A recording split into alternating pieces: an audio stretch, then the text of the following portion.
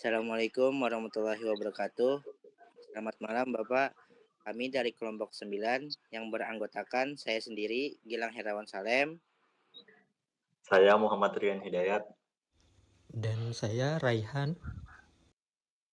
Di sini pemateri pertama yang akan disampaikan oleh saya sendiri, definisi pohon. Yang pertama, pohon tree adalah graf terhubung yang tidak memiliki sirkuit. Yang kedua, termasuk graf tak berarah. Dan yang ketiga, jika terdapat n simpul, maka jumlah sisinya n minus 1. Yang kedua, hutan. Yang pertama, kumpulan pohon yang saling lepas atau graf tidak terhubung yang tidak mengandung sirkuit. Yang ketiga, tidak komponen. Di dalam graf terhubung tersebut adalah pohon. Dan itu contohnya, hutan yang terdiri dari 3 buah pohon. Dan yang berikut, terminologi pada pohon. Beberapa istilah penting, not, simpul, titik pada pohon, edge, sisi, penghubung antar simpul, rod, akar, simpul paling atas, parent, induk, simpul di atas, cil, anak, simpul di bawah, dan leaf, daun, simpul tanpa anak.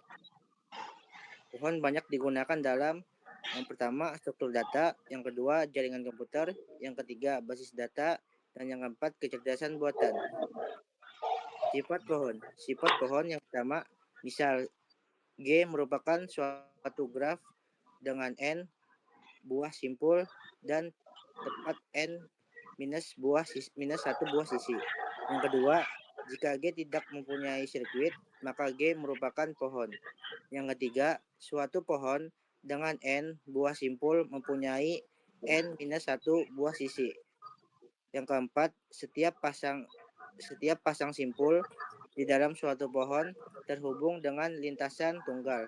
Dan yang kelima, misalkan G adalah graf sederhana dengan jumlah simpul N. Jika G tidak mengandung sirkuit, maka penambahan satu sisi pada graf hanya akan membuat satu sirkuit. Materi selanjutnya akan dilanjutkan oleh teman saya, yaitu Rian. Oke, selanjutnya spanning tree. Spanning tree adalah subgraf G merupakan pohon dan mencakup semua titik dari G. Pohon merentang diperoleh dengan cara menghilangkan sirkuit di dalam graf tersebut. Seperti contoh yang ada di gambar ini. Kemudian spanning tree, minimal spanning tree dalam label lead graph adalah spanning tree dari graph yang mempunyai jumlah panjang add minimum. Seperti contoh yang ada di gambar. Kemudian rotate tree. Rotate tree atau pohon berakar adalah suatu tree yang mempunyai akar. Istilah-istilah unsur-unsur yang ada pada pohon berakar. 1. Akar. Dinyatakan dengan lingkaran. Kemudian yang kedua daun, yang ketiga cabang, yang keempat tinggi atau level, depth dalamnya suatu vertex. Kemudian sifat utama, jika pohon mempunyai simpul sebanyak n, maka banyaknya ruas atau edge adalah n-1. Yang kedua, mempunyai simpul khusus yang disebut rod jika simpul tersebut memiliki derajat keluar lebih dari sama dengan 0 dan derajat masuk sama dengan 0. Yang ketiga, mempunyai simpul yang disebut sebagai daun atau leaf jika simpul tersebut berderajat keluar sama dengan 0 dan berderajat masuk sama dengan 1. Yang keempat, setiap simpul mempunyai tingkatan atau level yang dimulai dari rod yang levelnya 1 sampai dengan level ke minus n.